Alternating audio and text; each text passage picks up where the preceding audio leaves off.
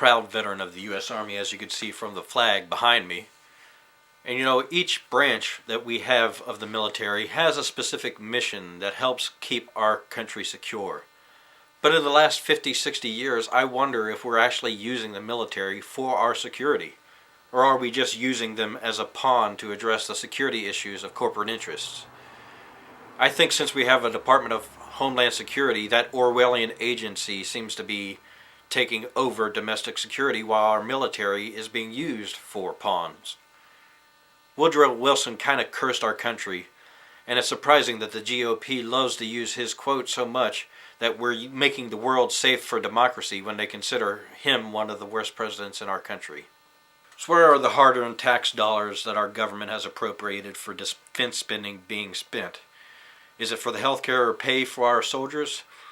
Well, the previous chairman of the Joint Chiefs of Staff said only about 12% of Department of Defense spending is going to the health care portion of their budget. Certainly a good deal is being spent to support our soldiers in the field in Afghanistan and Iraq. Yeah, there's still troops there, as well as Japan and Germany 70 years after we ended a war there. South Korea 60 years after a ceasefire. And we are supporting our defensive bases all over Eastern Europe and South America, and currently building new ones in the South Pacific. And in addition to this, our Department of Defense is spending money on tanks and planes that we never fly, billions of dollars on a research plane that will never fly because it's not safe to fly at night. And if we don't spend it or use our own military surplus, we end up selling it to other countries, perpetuating the militarism across the nation, across the world. And then we have to invade or disarm them for peaceful purposes. We're spending more than 15 other countries ensuring that we have the most advanced hammer available. And why not? We're spending all our taxes to have the hardware store and the factory. Let me give you a little history of Republicans and recent wars. Back in the 1950s, Eisenhower provided Iran with nuclear intelligence and technology under the Atoms for Peace program. Today, many members of Congress are calling for an invasion of Iran. Back in the 1970s, Nixon, along with Rumsfeld, were very chummy with Saddam Hussein, who President Bush, George Bush, H.W. Bush, invaded in the 1990s. In the 1980s, President Reagan, who armed the Mujahideen in Afghanistan to fight the Soviets, well, their extreme right wing became the Taliban, and it seems that we're still fighting a war in Afghanistan that began with weapons from Americans in the 1980s. This is a cycle the U.S. can't keep getting caught up in. For decades, this is a policy that represents a Cold War mentality. We need to bring our troops home, secure our own borders instead of policing the world, and splitting our forces into areas where we're targets for desperate forces wanting to pick off the giant, poke a little hole at him, score a psychological victory, and drag us into more untenable wars.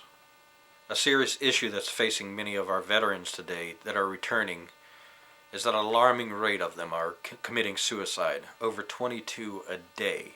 22 veterans are killing themselves each day. Just think about that.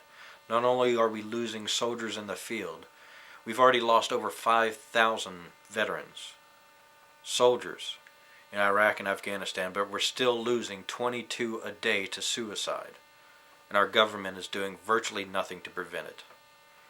Many of those suicides are from lack of care. Here recently, across the river from me in Huntington, West Virginia, a soldier robbed a bank because he was not getting the attention and care he needed from the local VA. I meet vets every day who say the same thing to me, that the VA is not taking care of them. This is certainly a problem we need to address. So what's my answer? I don't think I'm crazy in thinking that we could use our Department of Defense in a capacity that's actually defensive, not antagonistic towards other countries that we want to build a trusting economic relationship with. We begin by decommissioning overseas bases. Anything we cannot use or is tied down, we sell to our allies in that country. For one, we cut the Department of Defense spending for those expenses and recoup some money for the loss of those expenses of moving our gear back to the rear. So what do we do with those troops from overseas? We use them to replace the Department of Homeland Security agents that will be laid off when the agency is shuttered because of overlapping expenditures. We need to cut the budget, and this is one way we can strengthen the Department of Defense for our actual defense. Next, instead of spending money on weapons or selling weapons to foreign countries, we sell or give them medicine, food, or other assistance that they can use to grow and live instead of kill and cause suffering. We don't need to be an isolationist country, nor do we need to maintain a global network of instant death. America must lead by example, and by that example I mean charity. Morality is taught by bread, not by the blade. There's one last thing I'd like to say. We need to bring home Bowie Bergdahl and any other POW MIA out there. In the Army we were trained not to leave a man behind, and it's our responsibility as a nation to bring back any soldier who's lost, any sailor who's lost, any person who has served our military and needs our help. We need to help them. I'm Dennis Lambert, and I approve this message. On May 6th, for the 6th District, vote for me, Dennis Lambert. And when you grab that Green Party ballot, vote for Anita Rios for governor and Bob Fitrakis for lieutenant governor. Write those candidates in on your ballot for governor and lieutenant governor. Anita Rios, Bob Fitrakis. Thank you for supporting democracy.